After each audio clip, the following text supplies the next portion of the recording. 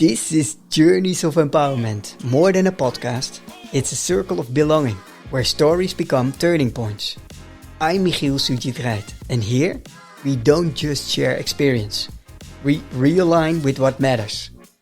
Before we dive in, a quick shout out to our very first believer and sponsor, Neotopia. Operation leads know the drill.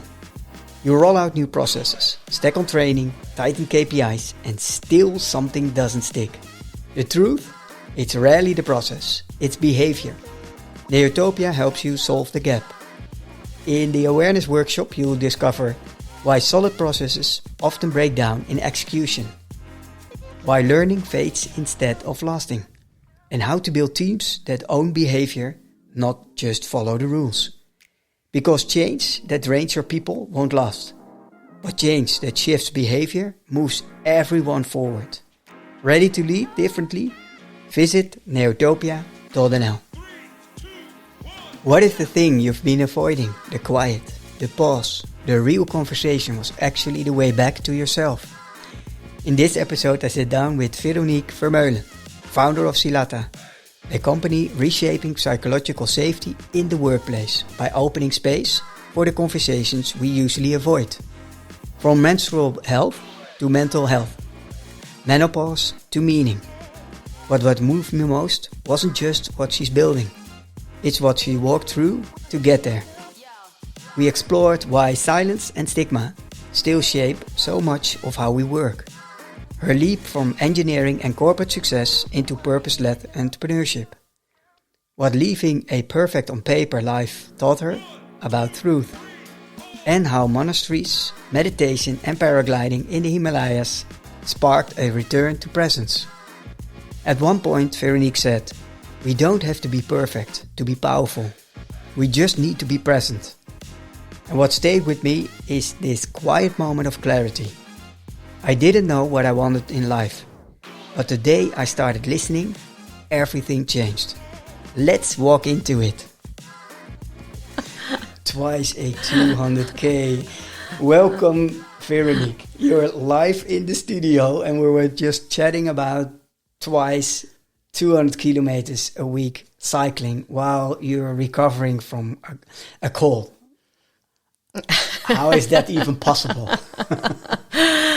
I love cycling. Yeah. I bet. Welcome, and it is a pleasure to have you. We got to know each other via Female Ventures, where we joined a panel about well-being related to the workplace, and it was organized in Utrecht together with Irene and Samar. And it planted a seed, and I became curious. And then we visited some the next web events, and it's always great to have a conversation with you. So now I'm honored to have a conversation with you in the podcast. Welcome, Veroniek. Thank you. It's always indeed a pleasure to talk with you. As you also said, we immediately go deep. It's never like on the surface. It's always about something really real and tangible, and that's what I love. Why do you think that is? Because normally, if we stand at, I'm not good at it, to be honest. Normally, when I'm standing at the schoolyard, and you have the chitty-chatty sort of conversations, I'm always like, I'm out of speech. I don't know what to say. It's, and when we have a conversation, it's right away deep, connected. And why do you think that is? I think, first of all, you have that energy that you release in people because you're very real and authentic. And I think that also, you already say, right, you don't like chit chat. Me neither. It's like, I can do it, I don't like it. That's also why I don't like all these events where you have those chit chats. I rather really go into a real discussion about something that matters, because that, I think, is how people connect. And I think we both love that, to have a connection and to really understand that, I don't need the bullshit. Yeah, perfect. Perfectly said. So let's start with your role as a founder. What are you up to? What is your mission and what is your company called? So I'm the founder of Silatha, and we're on a mission to really make the workplace more psychologically safe than it is right now. And we do that through different training programs and support programs where we help to educate the entire organization on our biases, but also what we call taboo topics. And taboo topics, we mean everything from the monthly cycle to the menopause to neurodiversity to men's mental health, everything that has a huge impact on your life. But we don't talk about it, especially not in the workplace. And by opening up those discussions and have those uncomfortable conversations and guiding people through those uncomfortable conversations, we create more psychological safety. We help them to connect, and maybe to the point what we were just discussing, really have more of these real conversations. And that doesn't mean you need to open up about everything to everyone in the organization, because of course there's also some privacy, and you don't want to share everything with everyone. But it's important that you have people in the organization you trust and you can share this with. And knowing that your manager has gone through a certain training and understands a little bit of the topic and also understands a little bit what to say, what not to say, makes it easier to approach, for example, a male manager about endometriosis, about your monthly cycle, because it is a barrier and it's not something we are trained to talk about. Why do you think those taboos exist? Yes, our society has certain ways that we picture this perfect view of life, and that's the ideal. And we all believe if you just fit into that picture, you're successful, your life is good. And I think that's actually the biggest taboo because I think we both know that that is not real. We've been there, we've seen it, and we know that's not reality. At least it's not for me, and I think it's not for most people. And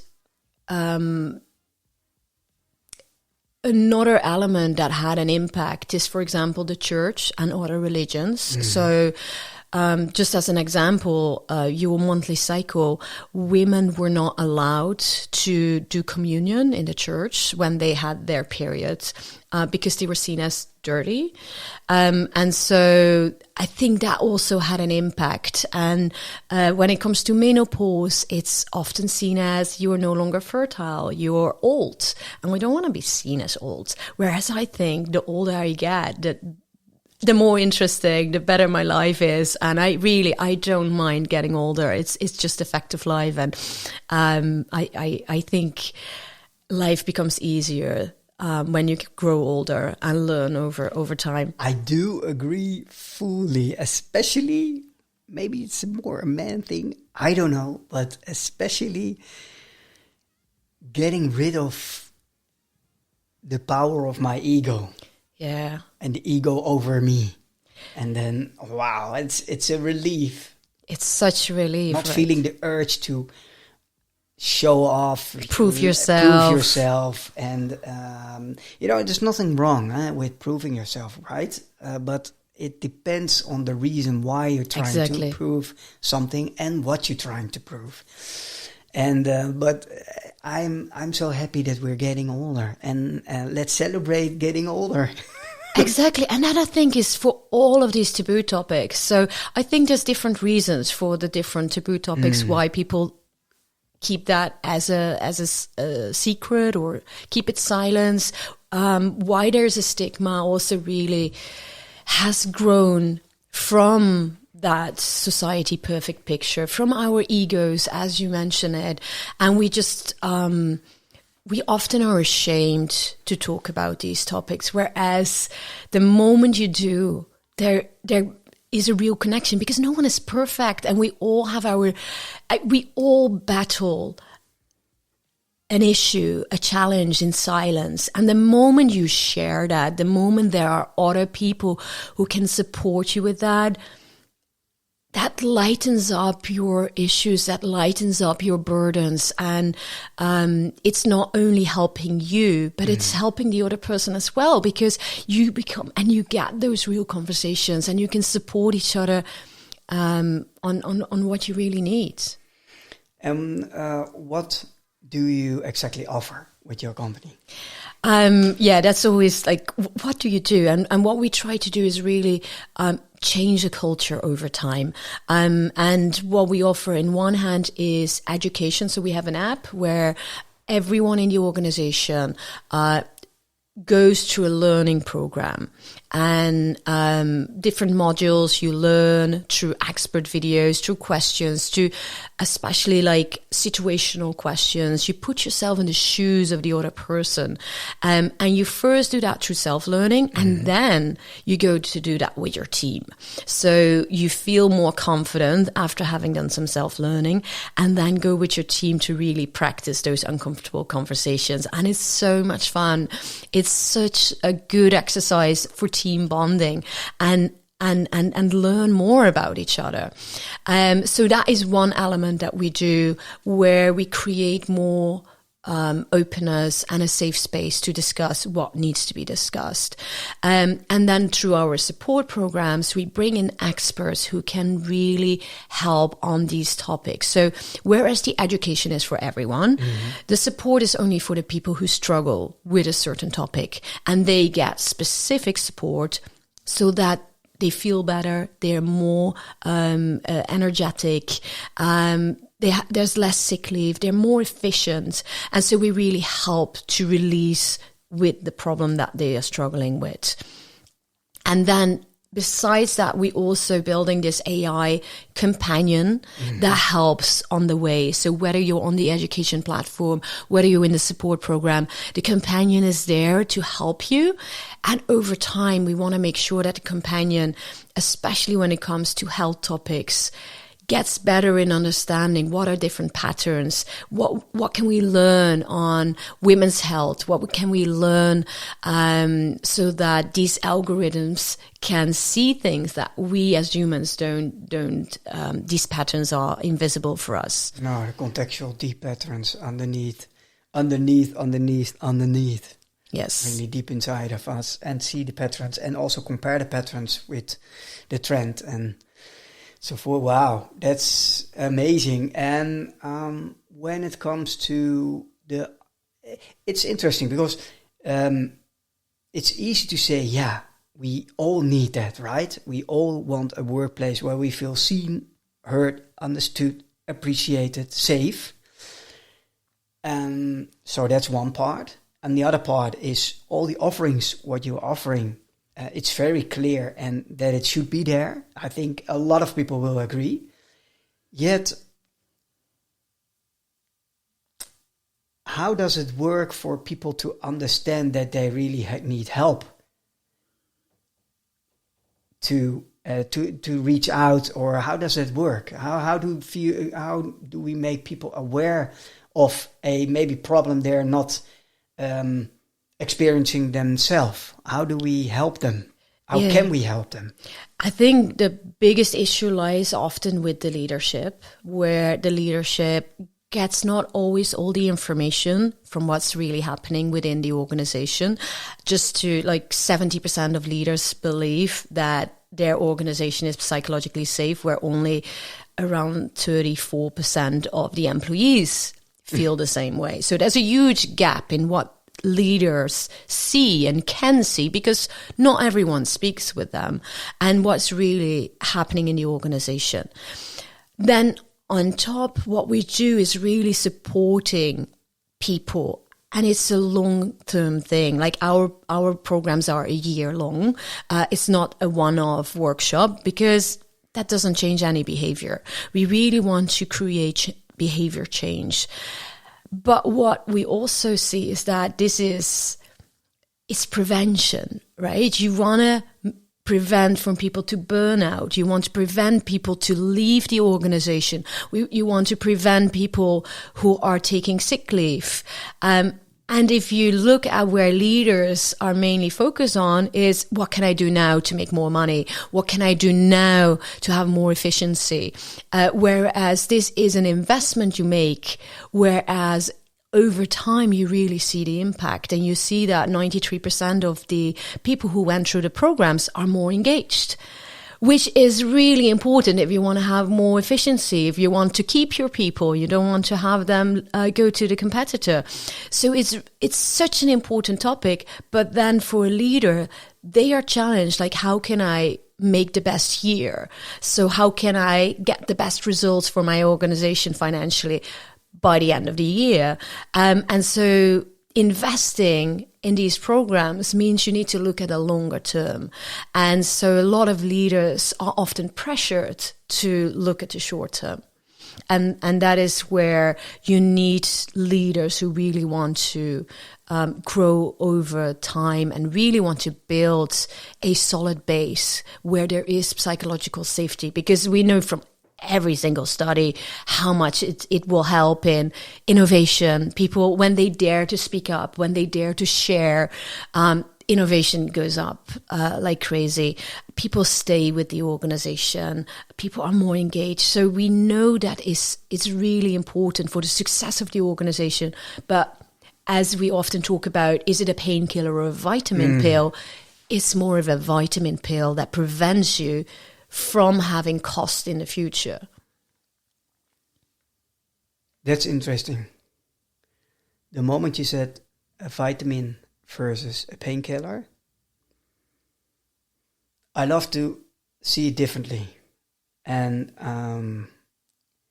yes, it's the vitamin that prevents. On the other hand, with the urgency of a painkiller. True. Because if you look also how insurance companies are set up right now, it's all about curing and it's less about prevention. All right.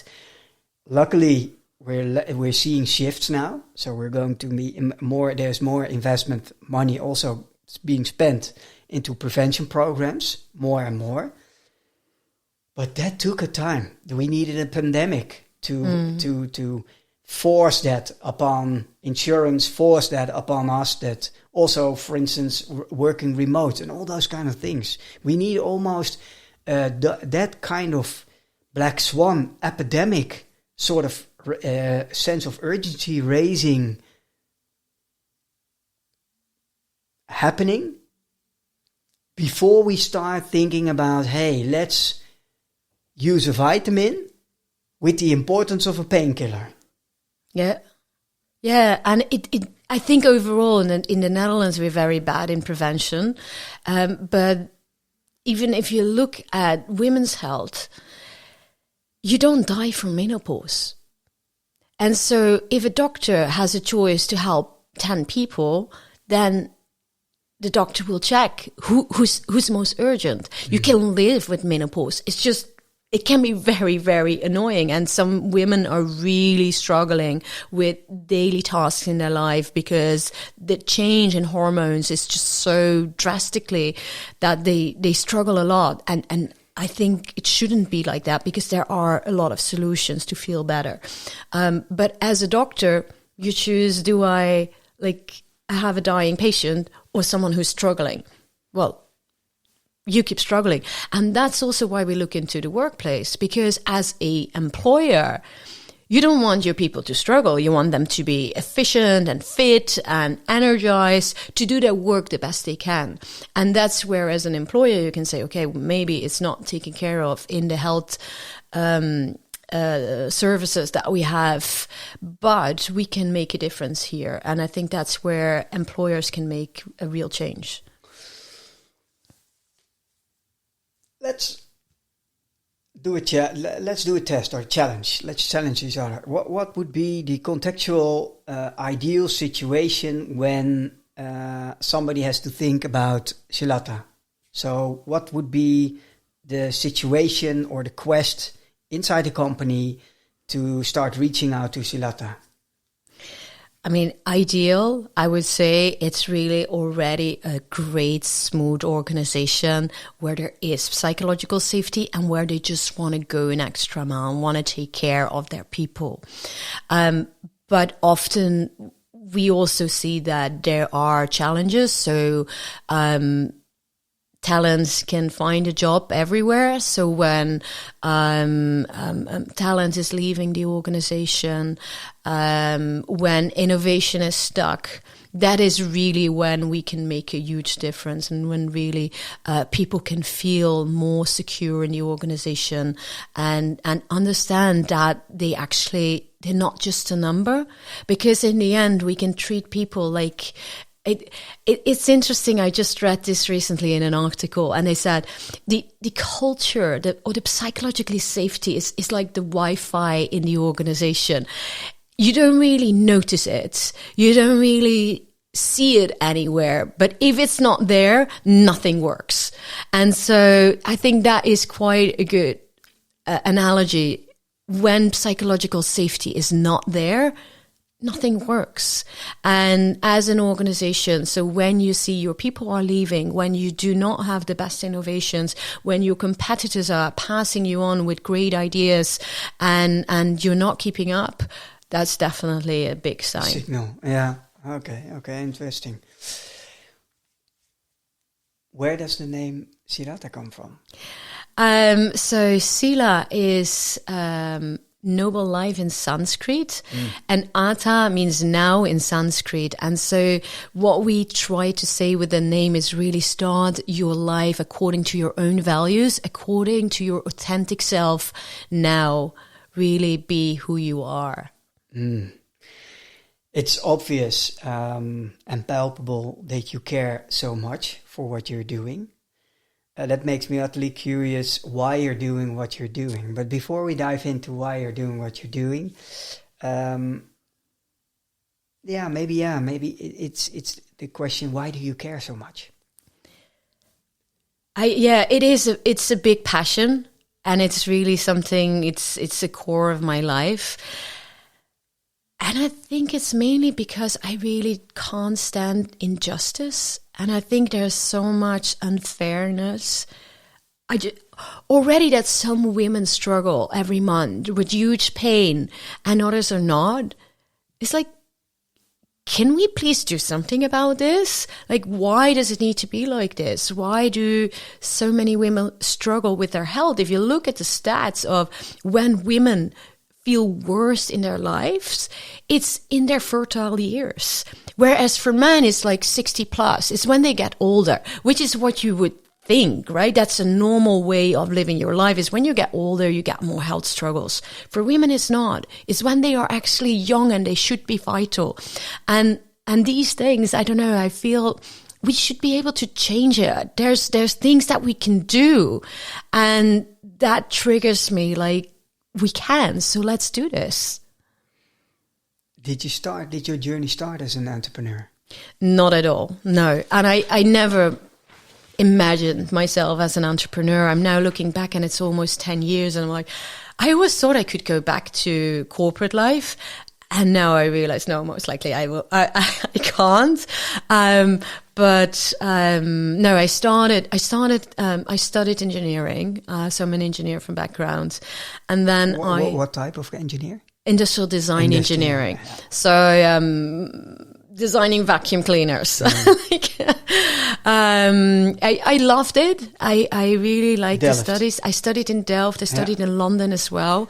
And really enjoyed it because I liked the mix of the technology, the engineering part with the creativity. And I thought that's something that actually came back because when I started in corporate, I started in marketing, but over time went more into innovation. So that creating things, building things is something that I love doing. So, and then I never imagined myself being an entrepreneur. And it really came from an urge that I thought this should be a change in the world. And if well, if no one is doing it, then let's do it because this is needed. What nudged you? What nudged you? Because it sounds so easy. It's a problem. You see nobody stepping in, so you feel the urge and you do it. It sounds so easy. It's never so easy. What helped you? Well, it's been a journey for sure, and it's a journey that started really in my personal life. Being an engineer,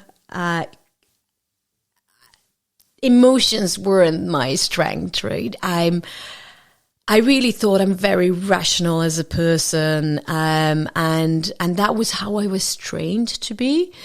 But I realized I'm actually hypersensitive, and I've been suppressing all these emotions for many, many years in order to fit in order to do what the people around me were doing. And I think that comes back to where we started, is there's so much that society puts on you, like this is tick those boxes and you're successful. And so I did. That was kind of how I lived my life. I ticked all the boxes that on paper I would be successful, but it didn't make me happy. And so that set me on a journey and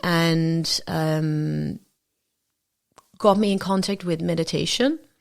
And meditation really helped me to connect better with myself and what do I want from life, because I didn't really know what I wanted in life. I didn't know who I was and what made me happy, and seeing that, I'm almost ashamed that as a human being, and I think I was around 32, and not knowing what you want in life. So over time I learned a lot, and that built to where Silatha is now. There's something you mentioned, and that's always interesting when we say, I almost feel ashamed. That is that feels like a sort of little punishment of yourself. So I should be ashamed, or almost is like I feel ashamed, but now. So where is that part? Do you feel ashamed, or do you think, okay, I should have known it far earlier in my life? Are you judging yourself as an inner critic about that? Yeah, it's an interesting question, because I think it comes back to this. We learn over time. So now looking back, I'm like, how on earth could I not know? But then so many of us don't. And so it's just simply part of life. We don't grow up and get mind understanding in school. We don't learn anything about that. So basically, I just didn't. I didn't even know what meditation was. I just didn't know anything about these topics.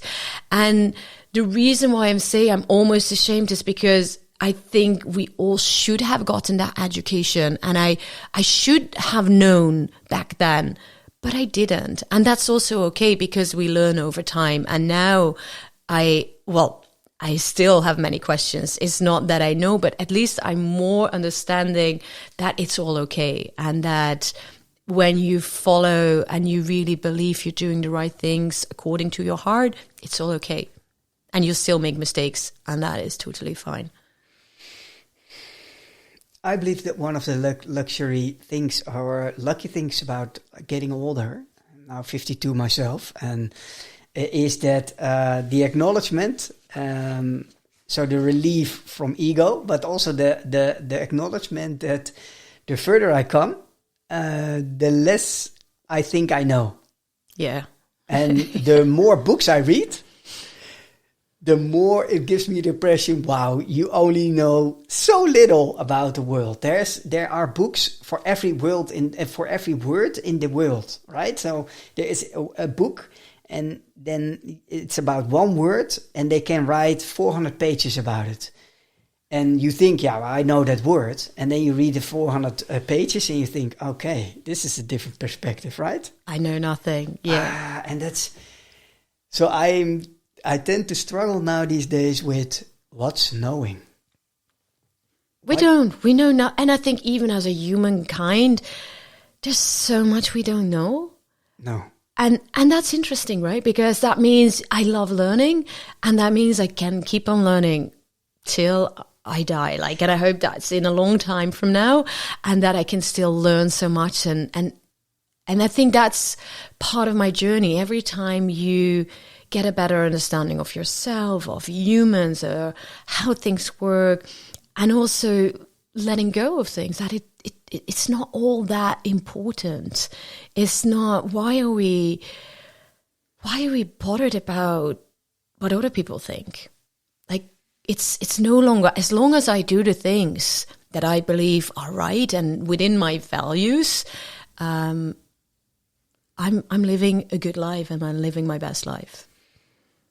If you have to answer that question yourself, why do people, the question you asked to the people yourself, what will be your answer? If why they care about what other, I mean, I used to care a lot about why it. Did you? So, because you want to, it's the ego. You want to show off. You want to be seen as a certain person.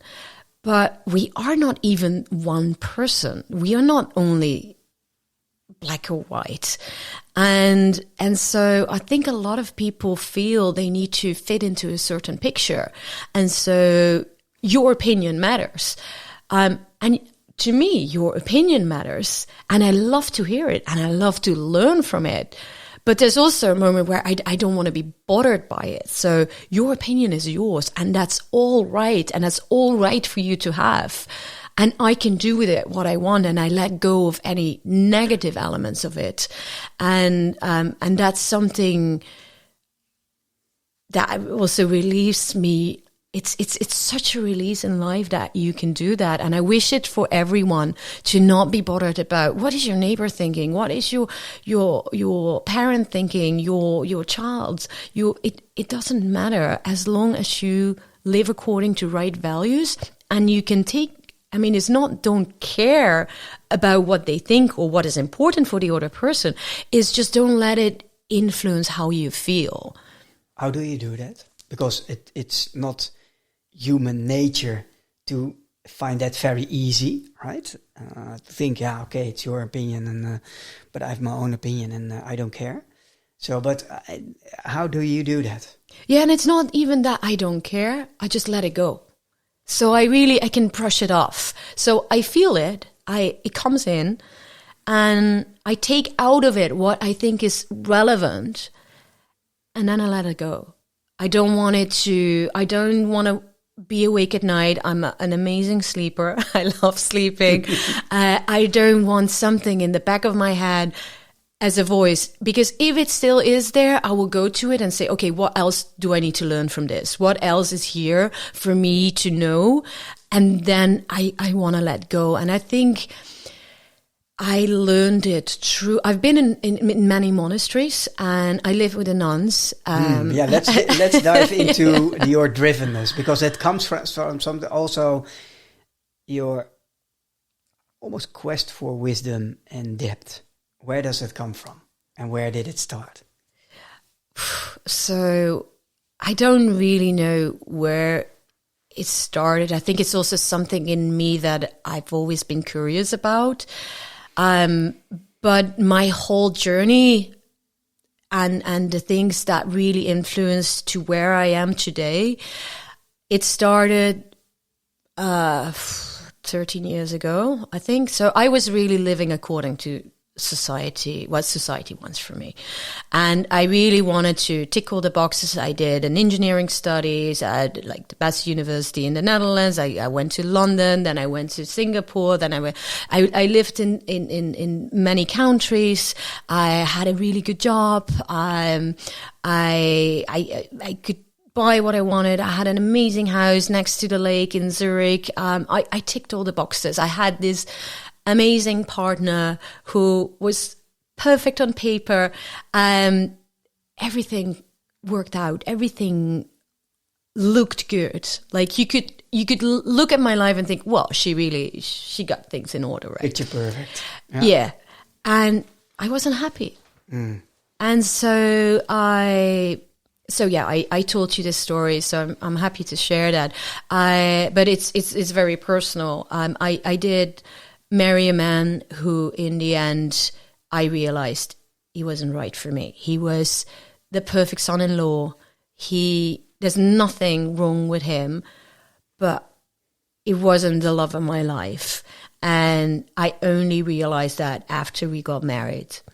And so it was a very painful process for me and for everyone around it, because I hurted a lot of people, and I really never wanted. I don't have an intention to ever hurt anyone. And so hurting the people that are so close, the people you love, it's not that I didn't love him, that I didn't love the everyone was angry with me, because of course they're like, why didn't you see this before? Why didn't you break this up before getting married? And I just didn't see it yet. I just didn't know. I didn't have that connection with my heart. And so I felt really bad that I hurt someone in such a terrible way. And that I really felt I made a big mistake. And that is the moment when I started to searching for something else. Like, how did it got this far? Why did I had to hurt so many people with a decision I could have taken? If I was more in connection with myself, I could have taken that a year earlier. And that is when a good friend of mine, she told me about meditation. And this is 12 years ago, 13 years ago. I had no idea what meditation was. So for me, meditation as an engineer, I was like, this is wishy-washy. This is not for me. But I was inspired by it, because it felt like it could give me more groundedness, which was something I definitely realized I was missing. And so I booked myself a meditation retreat in Nepal, packed my bags, went off to Nepal, and I arrived. So I first had an amazing trip already. Then I arrived in Pokhara, where this meditation retreat would be.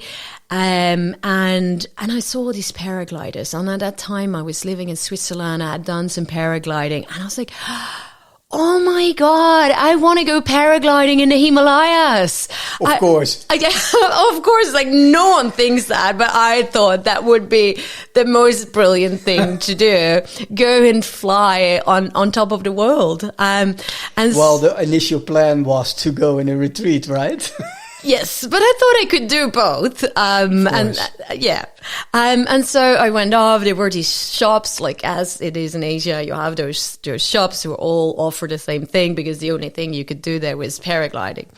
And so I went in. I said, "Oh, I'd love to go. Can you take me to the Himalayas?" And they look at me and they laugh and they're like, "No, we can't. That's way too dangerous. It's too high up, and those thermics are totally unpredictable. We don't take anyone up there." And I was like, never mind, I go to your neighbor.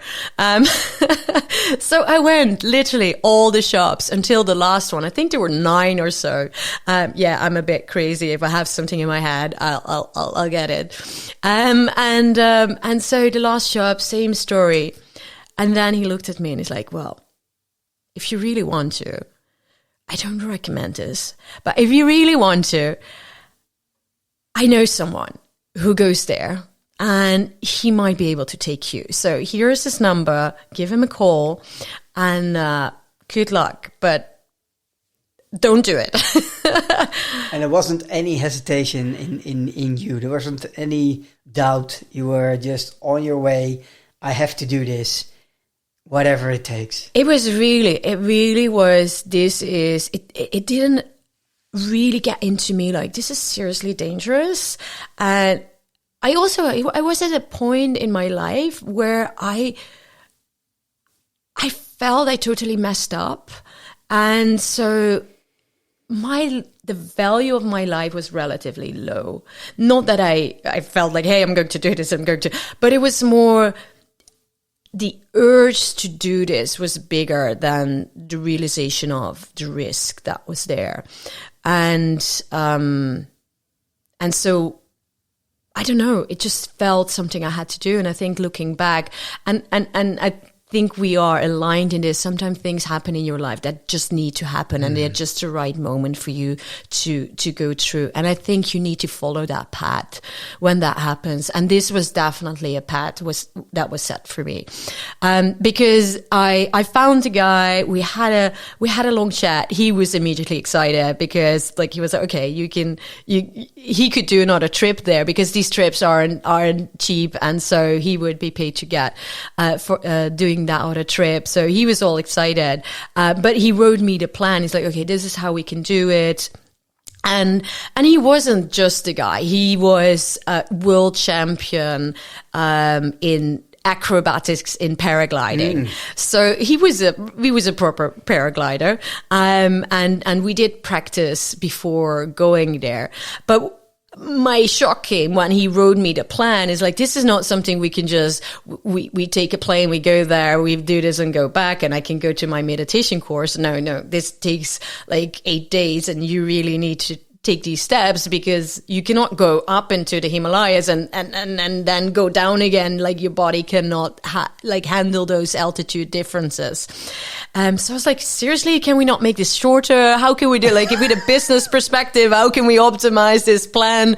And he's like, no, we can't. This is the plan, and we have to do it. And we can go there tomorrow. We can catch the plane, and then get everything organized. So I was like, okay, I'll cancel my meditation course. I can do meditation another time. Apparently, this is not for me right now. And so the next morning we went off to buy warm clothing, because of course we would go to 5,500 meters, which is a lot colder than the warm Pokhara where we were. So we set off getting some good boots, getting some warm clothing, and the next morning we would meet at the airport, and then there were no flights. So you got already a little bit I'm not after all of that, I was at the airport and I was like, I'm not going to wait another day. I need to get there. And so in the end, it was amazing. I could kind of hitchhike by helicopter.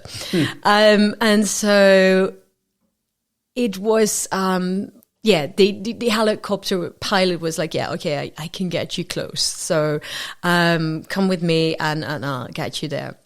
So I'm sitting next to him with the headset on in a helicopter, and he's like, what are you actually doing here? Why are you here? And what brought you here? And I'm like, wow, a bit ashamed. I was like, actually, I came here to meditate. But then now I'm on this trip to go paragliding in the Himalayas. And so that's what I will do. And he's like, oh, that's interesting. And he's a Buddhist. And he started to talk about meditation. And he told me a story that I would never forget. And he made it, I think for an engineer brain, he made it very easy to understand. He's like, meditation for me is honoring your breath for the life it gives you.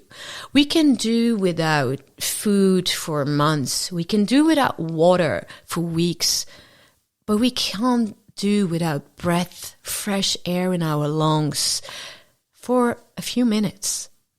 And so when I meditate, I'm honoring my breath for the life it gives me. And I was like, wow, okay. I never looked at it in that way. And yes, I take my breath for it's there. It's something that's always there, and I'm not thinking about when I'm breathing. And so this stayed with me. And so to get to this 5,500 meters, we would walk up, and I had a porter who would come with me, because my paragliding pilot, he was going on his motorcycle, but we couldn't go with two people in there. So I needed a few days to walk to that point. And the porter who was with me, he didn't speak English, and I didn't speak Nepali. So we were in silence for a few days, just walking through this amazingly beautiful surroundings of the Himalayas. And what I started doing was honoring my breath. So with every step that I took, I was focusing on my breathing. And without knowing, I had the best meditation course I could ever imagine, because that was what I was doing the whole day. I was just breathing and focusing on that. And while I was enjoying nature, just really be in that present moment. And that is something I lacked all that time. And I think many people do, because our brain, we are half of the time in the past or the future. We almost never hear. And it gave me something that I only saw afterwards. So we went up, because this in the end is not about paragliding. We went up, we made it in the end, we could fly down, and it was fantastic. But it was the next day. We could, just a second, we could or we did? We did. Oh yeah, yeah. sorry, So, because you mentioned could, so I was like, I was no, really we didn't listening. do I was it. like, did you do it or not? Yeah, no, we did it. We did Okay. it. So we did paraglide down, and it was not fully down, right, to the next station, and it was amazing, right? You were like on top of the world, between those snowy peaks. You're just flying there like a bird. Surreal. It's surreal. Yeah. But what changed my life is the next day, when I couldn't go down immediately. No. And you had to give your body time to get acclimatized in that area. And so I was forced to walk around in this new village, in the nature there. And I was walking there. First, I didn't want to, because I'm always in a hurry and I wanted to go to the next thing, but I couldn't. So the guy's like, you stay here. You really have to stay at least a day here. And I felt so incredibly happy. And it was a happiness that came from here, not because I achieved something, because of course I felt happiness before, because I was successful in this or achieved something that I wanted to achieve. I was just there. I slept on a wooden plank, had a cold shower, and I was in the middle of nowhere, and I felt the most happy I was ever in my life. And that made me think, it's like, what's happening, right? I feel so good. I was literally shining. When I came back, people were like, you're shining, you're radiating. And I was like, what's happening? And then over time I realized I've been meditating. I've been in the present moment. I've been just in the here and now without being bothered about what I want to do in the future or what happened before or what people were thinking of me. And that was the most amazing thing. And so, yeah, as I said, when I came back, people were like, oh, you're radiating. And that slowly disappeared again over time. Because you get back in the wheel and you it's not that I hadn't learned enough to really hold on to that feeling. But it made me realize, okay, there's something in meditation I want to get more of, because there's something really good in it. And so I went to meditation retreats. Then I went to different monasteries in the world and lived with the nuns. And of course. Of course. It sounds so logical. It sounds so like, yeah, of course, then this, then this, then this. This is interesting. You could have easily, downloaded an app and do a breathing exercise. And what does it say about you that you go all the way in to this? What does it say about you? Yeah, I think when I have something in my head, it has to happen. Whatever blockages come on the way, it needs to happen. And I think I'm born with that. I don't know. It's something that's very powerful within me. But I also want to have that real experience. And I couldn't think that, like, the people who invented that, it's coming from Asia. So I could only guess that if I would stay with nuns in a monastery, that's where I could really learn and really understand what I needed to learn. But yeah, it was indeed not so easy, because I went to monasteries where there wasn't ever a blonde Western girl who just came and said, "Hey, I want to stay with you." And it's not that easy. So the first time I went, I was in Myanmar, and I went to many monasteries, and I literally knocked on the doors, like, "Can I stay with you?" And they're like, "Sorry, you can't." Like, there wasn't anyone who spoke English there. So you need to have a teacher. And they travel a lot within monasteries. Actually, there's a lot of traveling. So often I came, it's like, well, the person who speaks English isn't here, and so we can't help you because we don't know what to do with you.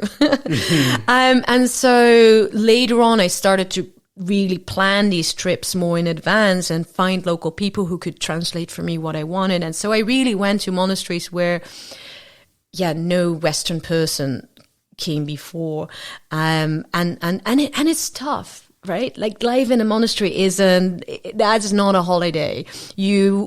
Every monastery is different, and they have different rules and regulations and timesheets, but they all live according to a timesheet, which I already find difficult. But and you wake up somewhere between 3 and 4. I'm a sleeper. I don't wake up before 8 o'clock. So that on itself, and then being in a different time zone totally messed up my sister. I just really, really struggled with that. And then you sit in meditation pose for 1.5 hours. My legs are made for sport. Like, especially then I was running a lot, and sitting in lotus for 1.5 hours. I literally meditated through the pain. The first time I thought, I will not be able to walk anymore. I really was. I was sitting there meditating. I was like, okay, this is it. This is it. I will not get up anymore. I will not be, these legs are done. And then, of course, it needs some time. I cannot get up immediately. I would just crash. But you can like get your blood circulating again. And so you learn, okay, it's painful, but that's your meditation. So my meditation was, okay, meditate through the pain.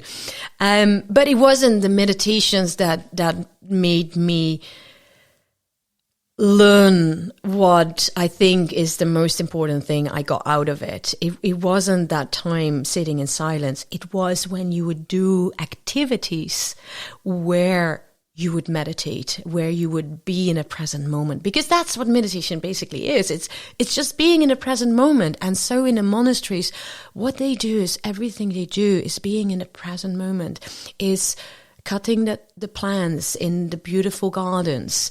And that's your meditation. You really are you are cutting that little branch off, and you do that while you be there, not while you're with your head somewhere else. And you're cleaning the most perfectly shining floor in some kind of weird ritual, because that's how they want you to do it. I wouldn't be able to do it again, but you need to do it like that. And I was like, why am I all the time? The first days I was there, I was like, why am I here? It's terrible. Like everything I don't want to do, having rice for breakfast, doing those useless rituals. It all felt useless. But what it taught me was really, after some time, I got over it and I would accept life for what it is. And that moment, everything is good. It doesn't matter whether you're cleaning the toilets, whether you're cleaning a perfectly shining floor, or whether you're in a shopping mall with 3 other monks. Everything is good. because you're there. You're in the moment and you see the love from other people and you feel that energy that is there between people. And I think this was a very long story to get back to that point where you were asking me, how can you let go? It's by being in the present moment.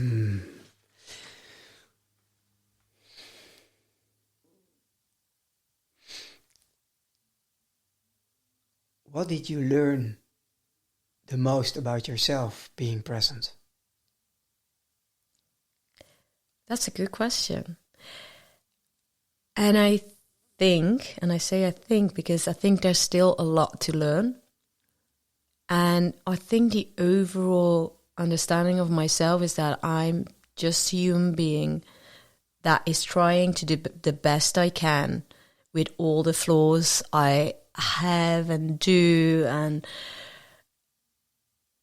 but I'm here and I'm real and I love and I care and I can resonate with people, and that's all what life is about. And you don't need more than that, because when you have connection with other people and you can be in peace with yourself, there's nothing more I need in life. I think so too. What drove you to keep on doing the difficult, hard search for being present? What drove you? What were you looking for at that moment? Did you really understand and know at that time what drove you to keep doing those kind of, it's not an easy holiday. It's not on the beach and a towel and just lying and some cocktails and some fun. It's totally different. It's not about luxury. It's not about a lot of visual excitement and all those kind of things. No, it's about, but what were you looking for? What drove you? Yeah, and I every time I've been in a monastery, I had the thought, like, I'm out of here. I'm going. Like, why am I doing this to myself? I can imagine. That's why I'm asking. I'm trying to put myself in your place. And also, I recognize your drivenness. I think we have the same kind of sort of driven. I'm like, how would I be able to do that? Yeah, and it's that I was aware that, like, this reset button, I needed it. And I knew, and I think that moment in the Himalayas, it really gave me the biggest gift in life, because it gave me the understanding of how I can feel without needing anything else. And I knew this, and I never forgot this so strong. Like, I will never forget that moment or that day. And that kept me there. And I also knew over time, it's like, I know if I stay, I'll get over it. But you're so caught up in day-to-day life, and you really need, that's what, like, your behavior isn't changed in a week. Nope. It's not like you can have this amazing experience, but it doesn't change how you function, how your brain is functioning. Also not in 21 days, as a lot of people say, right? Create healthy habits in 21 days, and then you do it and keep doing it, and it's a lot of discipline, and it doesn't work like that. It doesn't work like that, and it needs training and repetition, and so I was aware of that. Like, and honestly, I never, if I look at where I am now, I'm actually shocked about how quickly I got there, because I knew this is not something that changes, and it's a 12, 13 year journey. So it's not quick. And there's still a journey for me, I'm sure. Although I don't know what's there, because we'll see. But I knew that staying would give me what I was looking for. And even though things are tough, I'm not afraid. I'm not afraid for things that are tough. It's like why I do long bike rides. I don't care about the tough or the pain. I care about how I feel. And I knew it would help me. And by doing that, and by keep doing that, it did get into my life more and more. And it's not that I never care about what someone says, or I never, or like I always, bam, can let it go like this. But it really, really, really is an incredible difference with where I used to be. Veroniek, thank you for sharing also the part where in your life, the situation in your life, the stage in your life where you made a very profound decision to move out of a marriage and move forward on your own terms. I can only imagine a lot of listeners will recognize some sort of situation where we're in, and we want to get out. We want a different life, yet where to start? Obligations, expectations, opinions of others, maybe also responsibilities, and whatever keeps us from deciding to move on our own terms. And it didn't come easy for you too.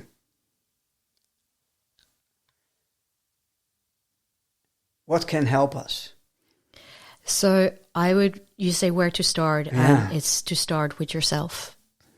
Because also for me, it started with me. It starts with who are you? And it doesn't mean you immediately need to leave a relationship, because you first need to understand who you are and what you need in life. And as mentioned, we don't learn that in school. And I think the younger generation is already way more advanced and are more looking at themselves and like, what is important for me in life?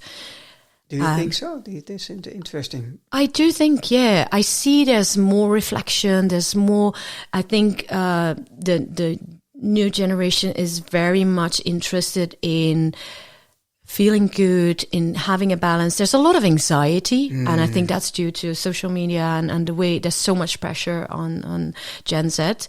But they wouldn't just stay in a job for money. They wouldn't stay in a job because it gives them a certain position, or so they would rather choose feeling good. So I think there is a movement already, and I think the way parents have teach their children.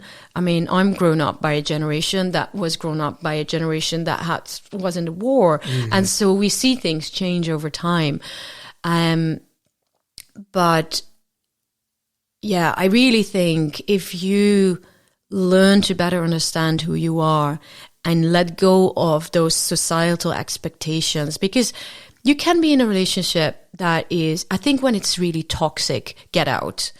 But when it's a good relationship, start with what is it that you need in life? What is it you need from yourself? Because all the issues we have, they always starts with us. It's never the other person. It always is yourself.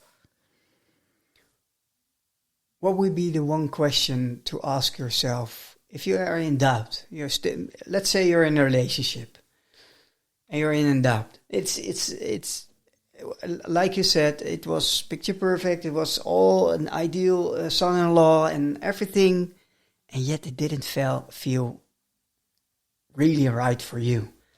And it had to take also a marriage to then decide what for you would have helped. A sort of, I believe in questions that really makes you think, pause and reflect. What do you think? And it's not a trick question for now, or if we don't know it, we don't know the question. But I would love to share, if there's a question, to ask yourself maybe a few times a year or whatever, that can help you to really pause and reflect in a situation like you described, what would be that question? What do you think? Yeah, I don't think it's a one question. I think it's more, I would start, go and get coaching, go and get support from someone who can help you and who can ask the right questions, because there's just not one thing. But really look at what does gives you energy, and first pause, because we are running like, you have a family, you have a job, you need to take care of so many people. Maybe there's elderly parents to take care of. Like, there's so much. Take at least first a day or a weekend alone with yourself. What do you want? And if you can, maybe go a week, but don't fill up those gaps with meeting other people. No, be alone and really understand what is important for you in your life. What are your values? What are you missing right now? And not the things on the surface. It's not like money, or that is more of a luxury thing. What is really important? What makes you happy? And who makes you happy? And why? And what can you do yourself to make yourself happy? What are the activities that make you happy? Why do you not do them more often? Why do you prioritize certain things in your life? Why do you drink to get over certain issues? Why do you meet people or stay in a relationship that's toxic? Why do you do these things? And where does that come from? So you also start to reflect back on, why are you making decisions that you are making? And so that's why I say maybe have the support, because these are difficult questions to all answer on your own.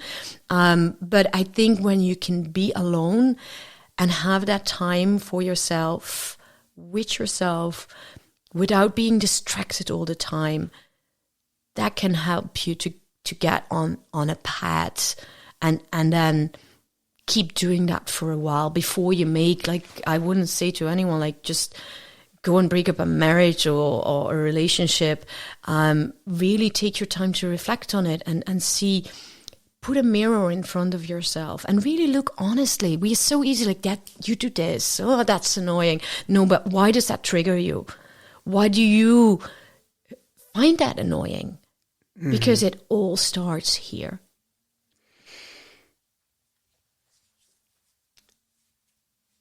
This is a new one for Journeys of Empowerment. As you know, I love to read. As many people around me know, I love to read. And when it comes to help, I believe also in the power of reading and books. It helps you to really think and reflect, and also create space between stimulus and response. At least for me, I know a lot of people love to read. If you look back in your journey, what would be one or two books which have had a profound impact on your life and helped you on the path where you are? Well, you triggered me by saying stimulus and response, because there's this amazing book that I think everyone should read, and it's from Viktor Frankl. Search for Meaning? Man's Search for Meaning. Beautiful. And that really... that did a lot for me, because if you can be, I think it really shows they can take everything away from you. Your loved ones, like your parents, your wife, your manuscript, like your life work at that point of time, your clothes, your possessions, everything. But the one thing that he says is the one thing you can never take is the freedom to act and to your response to life. That's a freedom we all have, and we often forget. And I think that's the most profound thing that I've read, and that really resonated. Yeah. So because we think, oh, but we are in this terrible situation. Well, I don't think many of us, well, unfortunately, there's a lot of war right now in the world, and yeah, people are, but I think in Europe, most people are not in a time of war yet, hopefully. And so you can put that into perspective. Like, it's all about your response to what happens to you. And that can change your life. So I know you actually, this is the only question you asked me before. And I had a whole list of books, and this isn't on that list. So I have a lot of other books I would love to share. Yeah, please do so. Please do so. We will share the books in the show notes for people who love to read, so they can look into it. And but this one wasn't scripted. Exactly, and it's very profound. Yeah. So, and then of course another passion of me is women's health, and there's 2 books that I think everyone. This is not for women only. Every woman should read it for sure, but I think every gender should read it, because it says so much about, to better understand it. And one is from Lisa Falco, is Go Figure. She's an amazing woman who's also trying to change the world. And she looked at all the studies, which aren't that many, about the women's body, and she makes it digestible and understandable. So definitely must read. And similar to that, there's the Female Body Bible, which is also looking at what do we really need to know about the women body, and what can we learn, and if we understand our body better, how can we better plan our life accordingly. So that's another passion. And then, of course, one of my passions is how we look at people and our biases, because we all have biases. They're not going away. But at least if we become more aware of our biases, we can better make better decisions. And so books that really help on that front. I think the best is like The Authority Gap, that I would recommend. And then lastly, if I may, because there's just so many great books, and this is just, as you said, there are just so many amazing books. But lastly, I love to think about humans as good people. And I really believe we all innately are good people. And the book that really dives into that is Humankind. And he really looks at Rutger. He's a Dutch writer who looks really at also studies where we think, we want to prove, no, humans are bad. It's like, no. Humans are good. Power does something really bad with people. But I would love if everyone reads it, because I do think good things happen when you believe in the good of other people. And if we come towards each other, knowing that there's so much good and so much love between every single person, and that should be the intention when we meet new people, or the people that are already surrounding us. Beautiful. We'll share them all in the show notes. Well, we're heading towards the end of our conversation, Veroniek. Silatha, is it a female-only platform or not? No, it's not. And I know it's a bit confusing, because as you can hear, also my passion comes from, I want to change the world. And I really think there's still a huge gap when it comes to women's health, when it comes to how we look at women, how we see women. Like, literally how we see a woman is different from how we see a man when it comes to leadership. And that's deeply ingrained. And so that is a passion of mine, to change and create awareness around. But when it comes to fairness, there's a lot from that society that is where we come from. Hey, women is there for the kids in the household, and men are there to work. We don't believe in that, or at least most of us don't believe in that anymore. But that also, there's a lot of pressure on men, for example, to be the financial caretaker.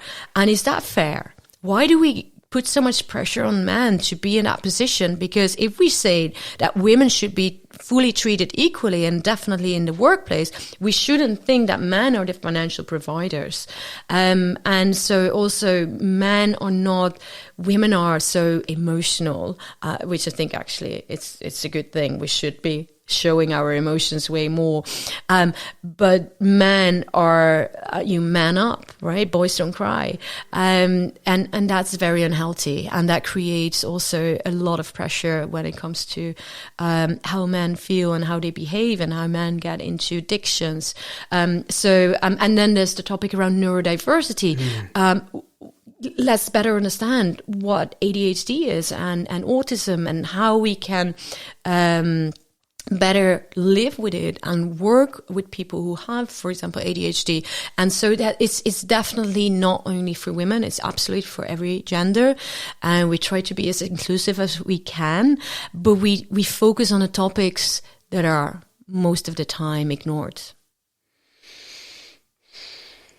Perfect. Last question that pops up for now is, what would be the one change in the world you would love to see? And what do we have to stop, keep, and start to come to that point? I would love we really treat every human with dignity and respect. Like, really have respect. We don't need to have the same opinion, but don't judge, because there's no right and wrong. There's no black and white. So why do we judge that someone's life is good or not? So let's just approach every human being for being what we all are, which is human, and have the right intentions. And you might not agree with how someone lives their life, and that's fine. Just respect each other. And how do we get there? I think a lot of humans already are very respectful and loving to each other. It's just sometimes we misunderstand, or social media is definitely not helping to nudge us into a different direction. And I think media can really create anxiety and fear, which, if you're in fear, if you live from a place of fear, the first thing you do, it anger comes out, and you want to protect, right? So if there's a lot of fear, so I wish we could stop that and really focus on the human connection, because I really truly believe that the world is a better place if we all come from here with love in our hearts. And it sounds a bit cliche, but it's real. If we can live in a moment, if we can have respect for each other, then special connections come, and we can have special connections with everyone around us, and especially also with people who are really different from us. As a student, I lived with 10 other students, and the one thing I learned was that every person is unique and has these amazing traits, and I might not like them, I might not want to have those, but I can be intrigued by what are other people's passions, and admire them for that they do that. And it wouldn't be for me, but it's actually super exciting that we are all different, and we all have our own weird quirks and our loves in life. And I think if we open up and start with ourselves, like feeling the love internally and resonating that out, we can have such an amazing planet. Veroniek, we couldn't end this conversation better than you just did. Thank you very much for the conversation, for your openness, for everything that you shared. We will, of course, put all the books in the show notes, but of course also where they can reach out, people can reach out to you. Thank you very much. Thank you for being you and for joining Journeys of Empowerment. Well, thank you so much, and thank you for building this platform and creating all these stories, sharing all these stories of people. And I like all of them are so much from the heart and so real, and I think it inspires a lot of people. So thank you for doing what you're doing. Thank you. Thank you for listening. Journeys of Empowerment is more than a podcast. It's a circle of belonging. Here stories become turning points, and the ripples go far beyond a single episode. If this conversation moved something in you, Share it with someone who might need to hear it. Because sometimes, one story is all it takes. Keep listening to what matters. Keep going and keep being you.